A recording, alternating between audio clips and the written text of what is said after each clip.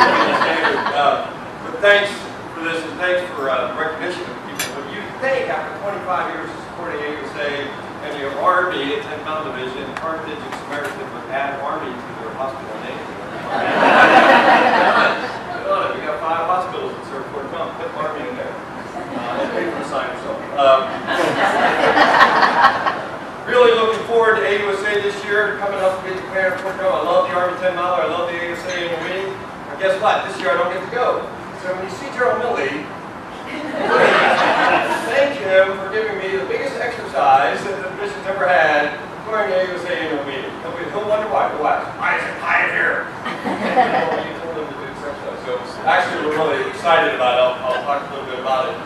But my family will represent Cynthia, Jessica, our son Joshua, and then Cynthia and Jessica run a lot faster than me, so they won't be missing me at the Army 10 mile. They'll all be running, supporting the Piatt.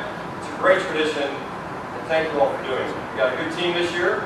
They've been practicing hard. I think we're going to win. We're also grateful for Wear Blue to remember as sponsored one runner to go from Fort Drum. We're going to be well represented with a lot of past people wearing 10 mile hats as well, so it's pretty cool. Also, a couple weeks ago, I got to go to West Point, Army football game against Buffalo, where the West Point team wore the 10-pound hats on their helmets. That was really cool. It was a really big honor. And Army won. That time they were 2-0. It was nice to be 2-0. Wow. And it was really cool to talk to the team after and share with them what it means to us to come out and wear that patch. And they were very inspired. And just what a remarkable team, regardless of what their record is. That's just a great thing to be a part of. But I'm really excited to be here today because I got to have breakfast with my family for the first time since I've been in command of it. I haven't had a lot of time to do that. But I wanted to give you an update. Now, everyone said I got to come give a state of division update. It's really not a state of division update. It's just a parent bragging on the family. So I brought lots of photos of the family that I want to share with you. But I want to talk to you first just about what you see up here. Ready today, relevant tomorrow. That is our new campaign plan for the Army's 10th Mountain Division here at Fort Drum. John Milley stated it when he took over as our Chief of Staff of the Army, that ready is our #1 priority, and there will be no other priority other than readiness. And we really mean that. We have to be ready to fight and win our nation's wars.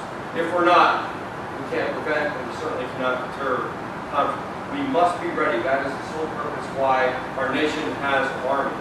But we also can't take our eye off the future. We must prepare for future conflicts against an adversary that we don't even know who it is yet, with methods that haven't been developed and technologies that haven't been invented, and we must continue to push that envelope, or we will not be ready. And the alternative is unacceptable. So that's what your division does, and that's what we do. When you hear we're ready now, which means we can go anywhere, we'll go where we're told, we'll fight where we go, we'll win where we fight. That's what your division does. But we also have to keep an eye on the future because our adversaries do. They continue to modernize, and they continue to look for ways to steal the liberties and destroy the freedoms that our nation fights for. And that's why we will not allow that to happen. So show a couple pictures while we are ready today. So our 10th Aviation Brigade, Combat Aviation Brigade, has been in Europe. It's all spring and summer. They're about ready to come back in November. They have been from Estonia all the way to Greece. Pick a map of Eastern Europe, and you'll see the 10th Mountain Patch there. They also supported operations in Israel. They have done things that an aviation brigade have never done before. They are assuring our allies in Eastern Europe, and they are deterring our adversaries. It's been remarkable to watch Claire Beal and the team, because what they have done is unbelievable. They did a on the ground with trucks and fuelers and everything, convoy movement from Germany to Bulgaria. I mean, aviators fly really well, they don't drive really well. They don't accomplish really well. They did it. And they were led by young soldiers, young sergeants, young lieutenants. They did an incredible mission. Imagine trying to support your unit from Maine all the way to Virginia. Very difficult thing to do. And if you had to drive from state to state, you're going to get new permissions every time you cross the state border. That's what it's like to operate in Eastern Europe. And they are showing Army Europe what it takes to deploy aviation all across Eastern Europe, and they've done it safely. And we're welcoming them back in November. We're glad to have them back. Also, just deployed to Iraq a little over a month ago. We're coming out of a month for most of them is our 3rd Brigade, 10th Mountain Division, that's stationed at Fort Polk, Louisiana. They were in Iraq today, fighting the aftermath of ISIL after Mosul. which is Mosul has been complete, but ISIS is not defeated. And they are fighting them right now, supporting the Iraqi security forces all over Iraq. And if you notice the patch on his shoulder, they are part of an Associated Union pilot program identified with 36th Infantry Division from Texas. The 10th Mountain Division is leading the way in the new program for the Army to blend all our components of the Army. Total Army readiness, regular Army, National Guard and Reserve. No longer is there a separation. We're going to build the readiness of our Army together, because when there is a war, none of us go alone. And this brigade has led the way for that effort, and they're doing a remarkable job. Also just deployed members of the 1st Battalion, 87th Infantry, again, with less than 30 days notice. That's why we have to be ready now. They didn't know what was happening. They didn't know where they could go. They knew they were going to be first called if a battalion was called from the 10th Mountain Division, and they were called when they deployed to Afghanistan. 60% of these soldiers have never deployed before. And we met young spouses who just came up to the North Country a month ago, and not even sure what company their husband or his military spouse is in. And they're living here in the community. We've got to reach out to them again, because I know the 10th Mountain Division is used to deploying, but our soldiers are not. They're brand new, and they're young. And they're going to lean on this community for support, and you're going to respond like you always have. Believe me, they're out there. And you're going to see them in shopping marts and movie theaters, and if they look like they're lost and they don't belong, ask them a question. Because it just may really help save the family, bring them back into the military support system. Our 6th Tab, part of the 10th Aviation Brigade, just did their flag casing ceremony yesterday. They're going to South Korea for a 9-month deployment. This is what readiness looks like if you look at it. Last year, this battalion did not exist. They were flying a different platform. They had completely different soldiers and pilots in their formation. In less than a year, they transformed.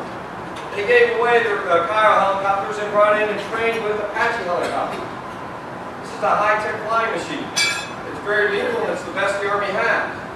But you've got to know how to fly it. You've got to know how to fix it. You've got to know how to train to do all those things.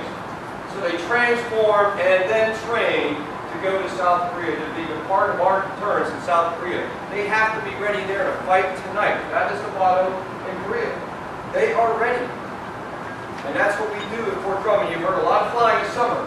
That was them getting ready. But they had to transform. We never stay idle. That's also relevant for the future. And it's Hurricane Support Relief. This was a human resources company that was sent to Harvey in Texas right away.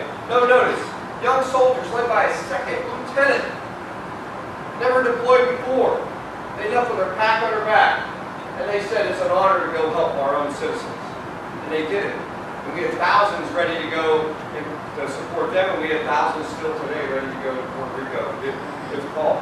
But that's ready today. We also have soldiers from companies from 187 and also from the 1st Brigade Combat Team in Africa, doing security missions and security force assistance missions within the continent of Africa.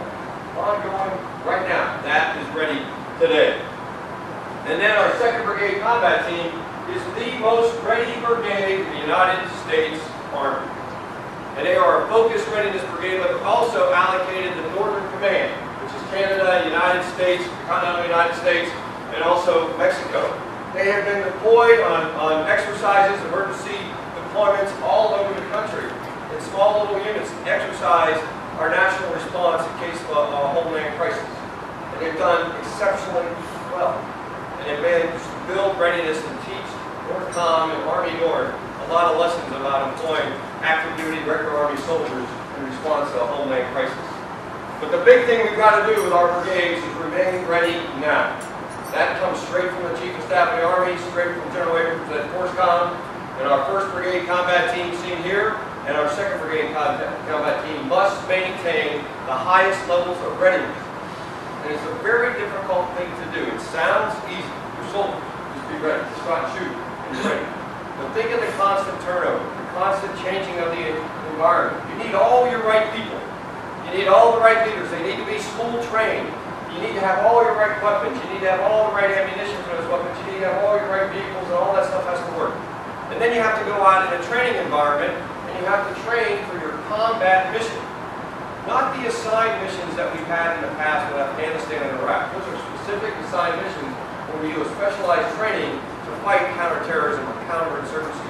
This is our core competency as an Army. We have to be able to fight and win major land wars. And we've got to prepare for that right here at Fort Drum.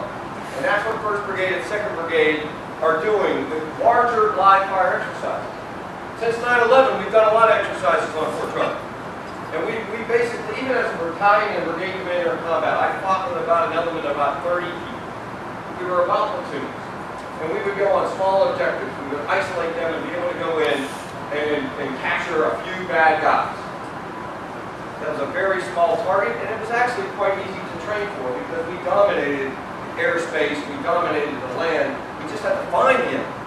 Now we face potential adversaries that have made the fight much bigger. They are challenging the land forces of the United States and the Air Forces and Navy of the United States. And we have to be ready for major combat operations, because if we are not, again, we certainly can't prevent it and we'll never deter it.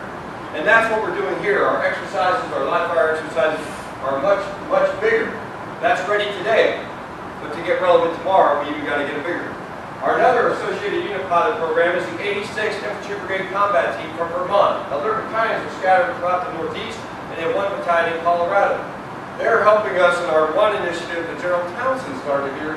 He was the commanding general, and that's putting the mountain back in the 10th Mountain.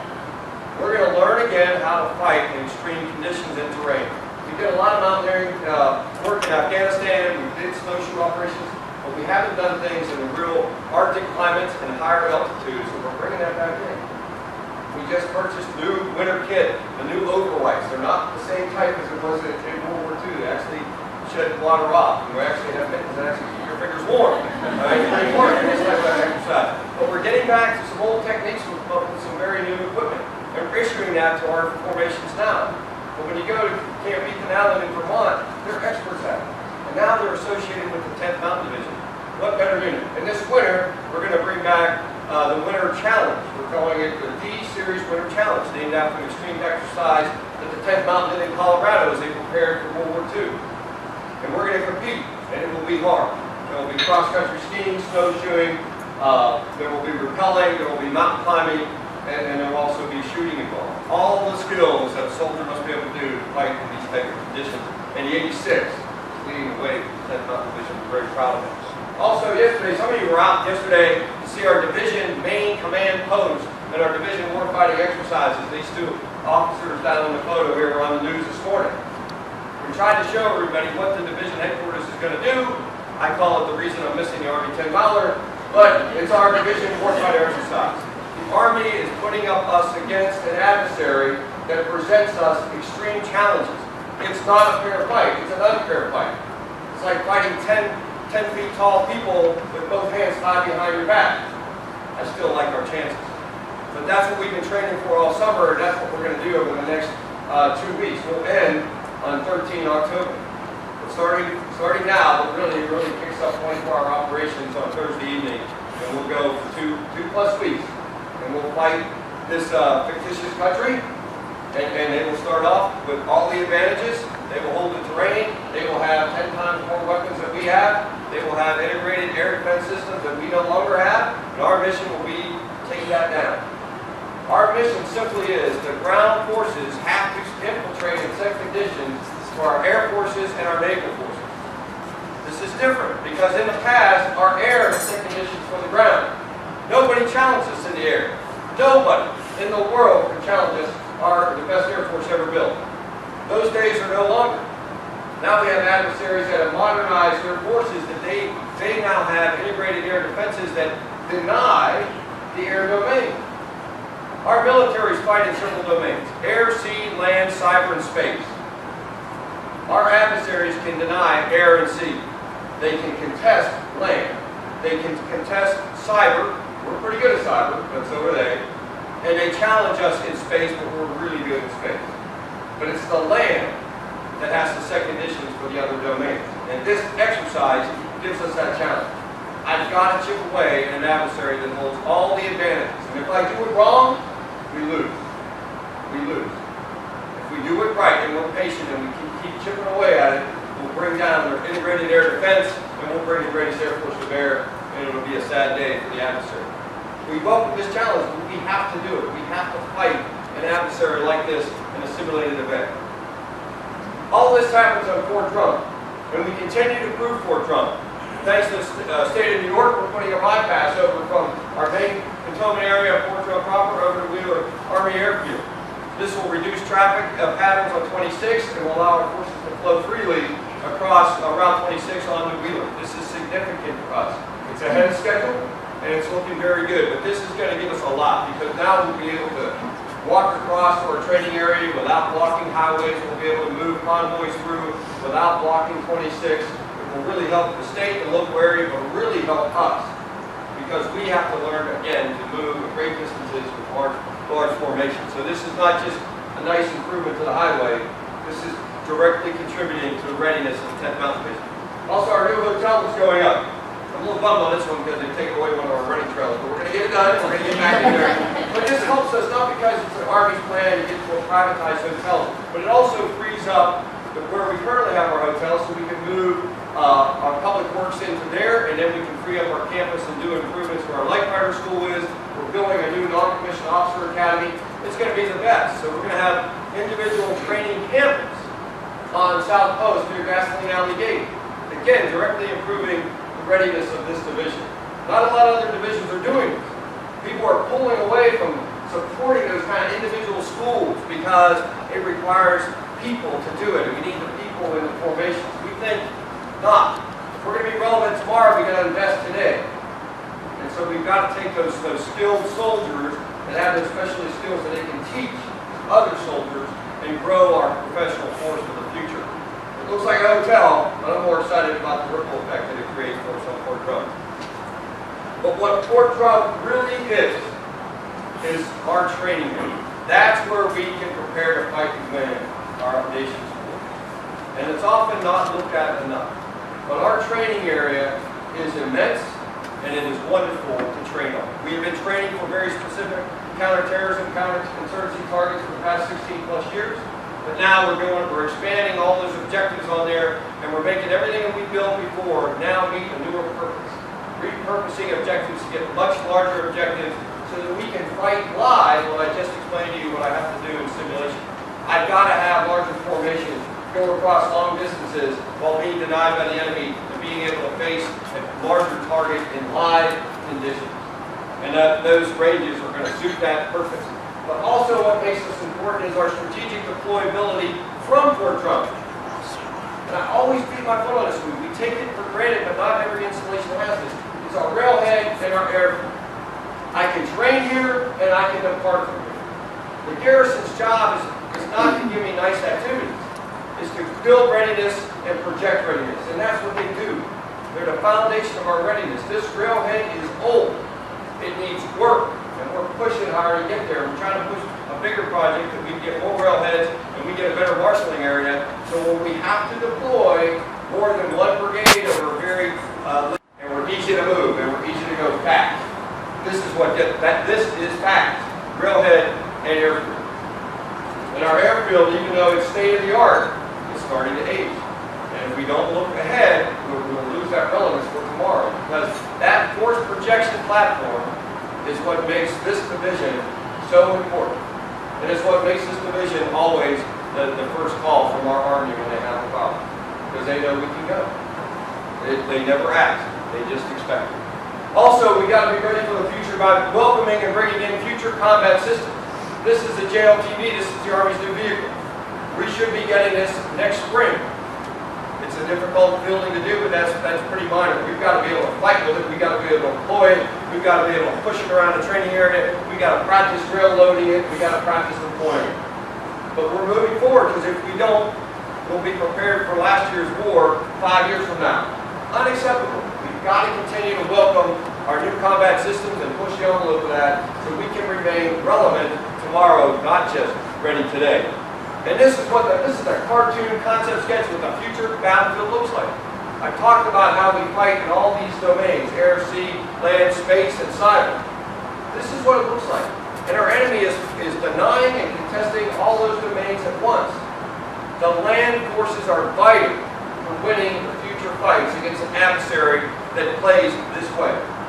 And we've got to be able to do this on Fort Drum, and I've got to be able to do it while managing and controlling airspace, absolutely vital to what we do on the land. People think airspace, they think U.S. Air Forces. We use a lot more air than anybody else does. We fly helicopters through it, we shoot big artillery rounds through it, we shoot rockets through it. So you just can't shoot rockets and tell the airplane, just fly, and if you see a rocket, just go around it. It doesn't work that way. All right? It's an incredibly difficult problem to do, and to do it instantly. Because when the enemy enters a space like that, this is just control friendlies. Very hard. Now put an enemy jet in there, or an enemy bomber plane in there, or an enemy missile coming at us in there. I've got to be able to hit it instantaneously, so which means I've got to be able to clear the airspace right away, so that I know I have no friendlies, and I can then counter or act against the opposing force trying to project harm on our forces. That's a tough math problem.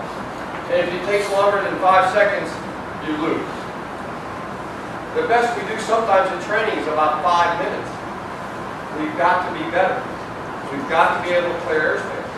In Iraq, it wasn't a problem, because we owned it. In Afghanistan, we owned it.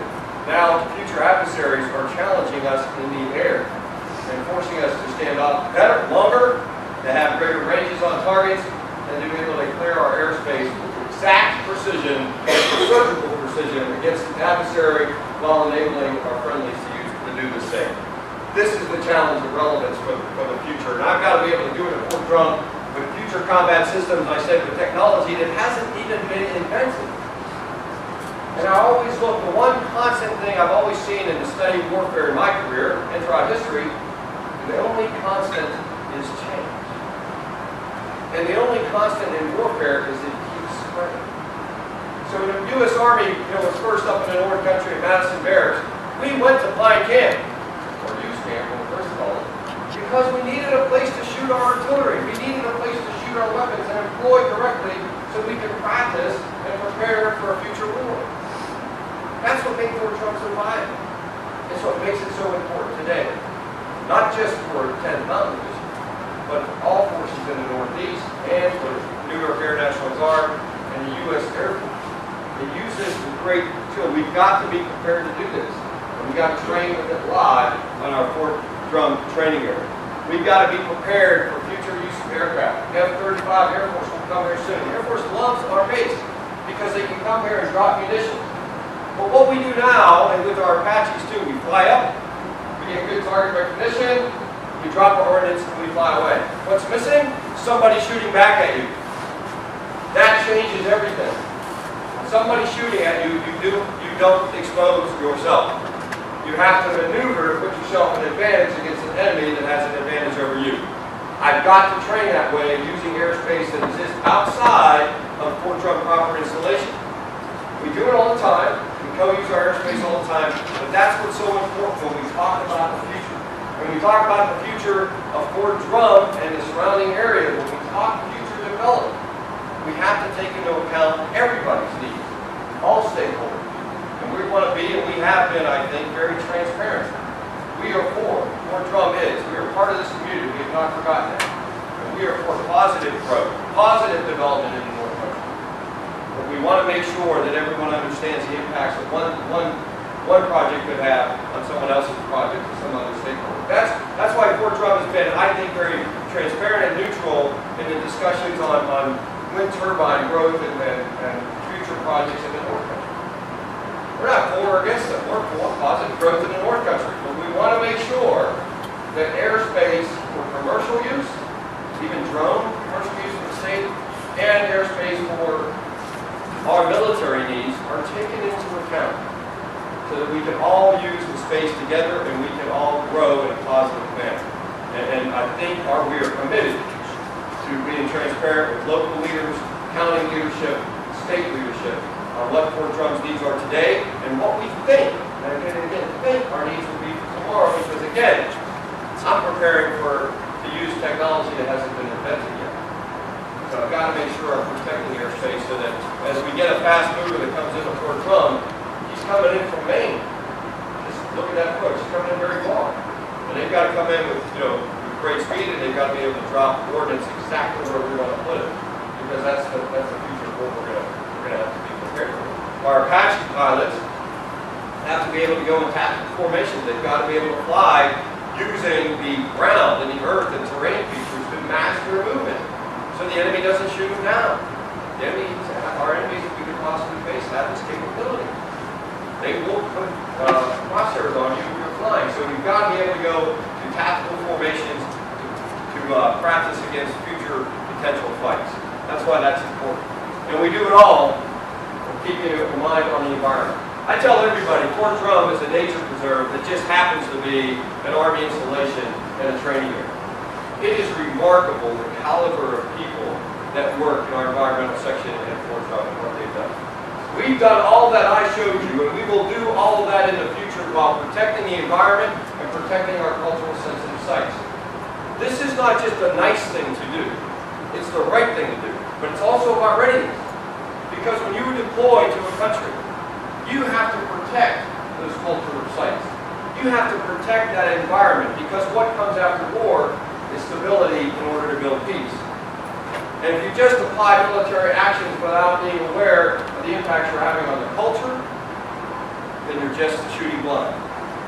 And you actually create more harm than good, and you will not set the seeds for peace. Wars do not end in peace. That's a whole other struggle. We've seen it over the last 17 years. This is why this is so important. We had a good open house on Sunday. We invited the community in. I think, quite frankly, it's taken us too long. I wish we could do it every weekend. We're going to figure out how to do it. He's laughing, but it was a lot of overhead for us, but it was welcoming. We had people come in that haven't been on the base in 30 years. Unacceptable. We are part of this community. And our force protection based on terrorist attacks has forced us to isolate ourselves and perhaps not allow the community the freedom of movement that they deserve, because we are a culturally rich environment. We're going to open up the schools this year. We're going to have more projects and open houses on it for our schools, because there's lots to study here. Lots to study. But I guarantee you, we will take care of the environment and take care of our cultural sensitive sites and everything we do, because it's important. And at the end, we will be ready today. We are ready today, but we will be relevant tomorrow. Thank you for your patience in listening to that. Thank you for allowing me to have breakfast with my family this morning. Wonderful. I will pause and take any questions that you might have.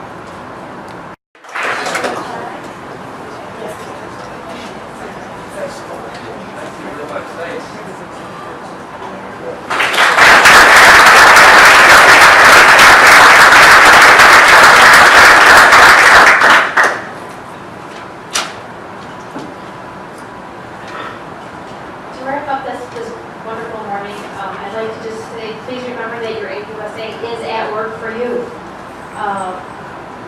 While Riverfest is one of our signature events with NWR, we support many other activities. I think you saw earlier on the slide, I listed some of them.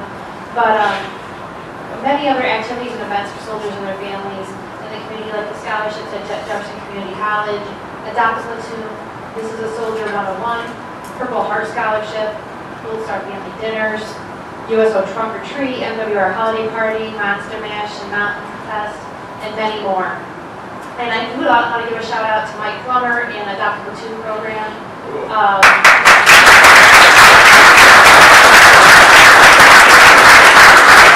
As the General stated, there are deployments going on, and we need people and organizations like you to help adopt those units while they're being deployed and give them a little bit of a taste of home while they're away from here. So if you're interested, please contact Mike, because I know that he's looking for some wonderful sponsors for these units.